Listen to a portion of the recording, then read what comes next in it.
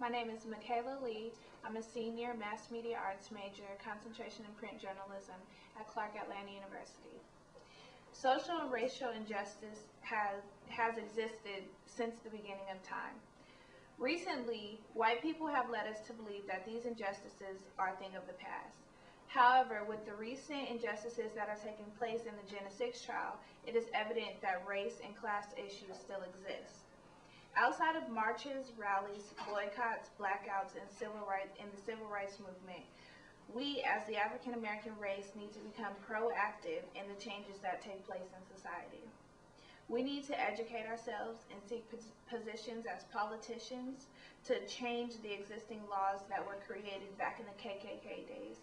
We should become lawyers, judges, district attorneys, principals, entrepreneurs, senators, and police chiefs.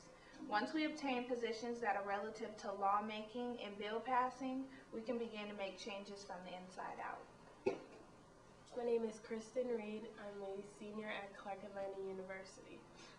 I think that in order to fight the injustice that African Americans are experiencing now, I mean, it's going to be hard because these problems are like centuries in the making, but, and on top of that, we're not as together as we were, like, as a unit, the black race, the African American race, we aren't as together.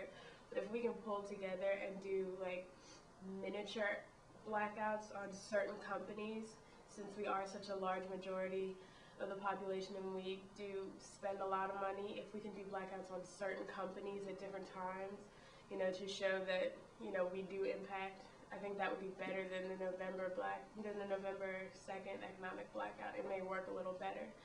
Then I also think that if we march to large cities simultaneously, instead of just having one march in one city, in one small city, like they did with the Jena 6, marching to Louisiana, there wasn't a lot of coverage. But if you march to, you know, DC and New York and Atlanta, and you have all of these public appearances all at one time, I don't think the media will have any choice but to cover it, and it'll get out that, you know, we have a problem and we have a voice, and there needs to be something that's going to be done about it.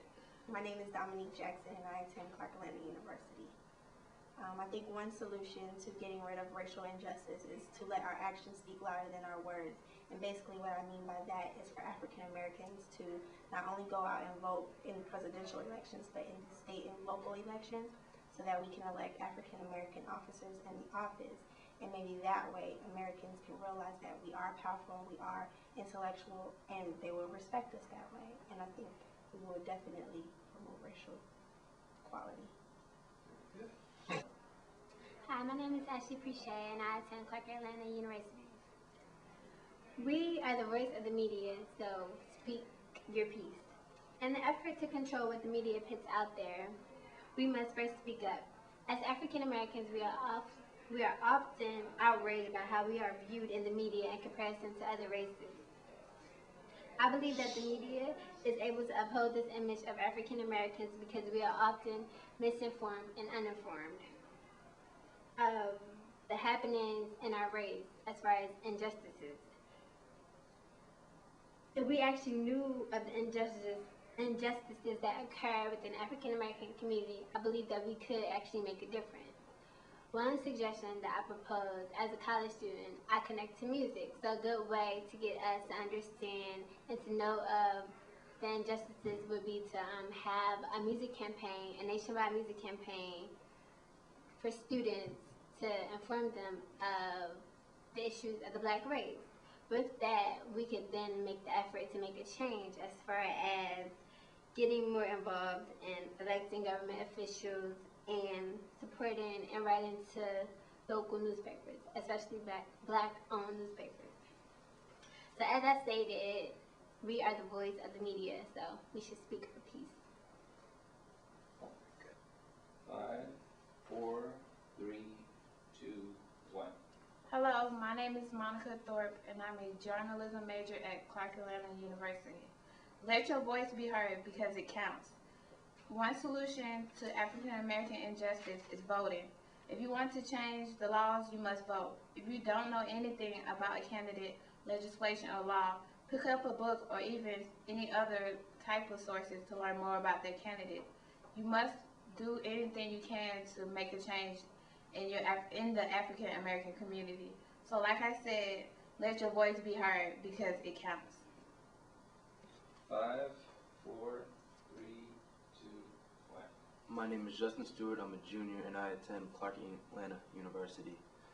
In regards to African American injustice and trying to find ways to fix the solution, I believe in order to get the solution, we must first fix the problem. The problem is that the fact that even with the divisions of white and black America, there's still divisions with black America, and we need to be able to get together and unify as one. And at first start there, and from that point, once we have unity as one, then we can start to attack and try, not attack, but try and bring together our ideas instead of always working as different fractions, as light skins, dark skins, and be all as one race, because in the end we're all black, no matter which way you look at it. And from this point, when we all can join and come under one ideal, then from that point we can try and heal our, or give more solution to the injustice that we have, because the biggest reason as to why we have injustice is the fact that we cannot come together as one, and we're so divided that we can be picked apart one by one, and nobody's willing to help each other, so we're all in it alone. So only by unification and understanding each other's differences and realizing that we have no differences can we start to take steps in order to stopping this injustice that African Americans go through.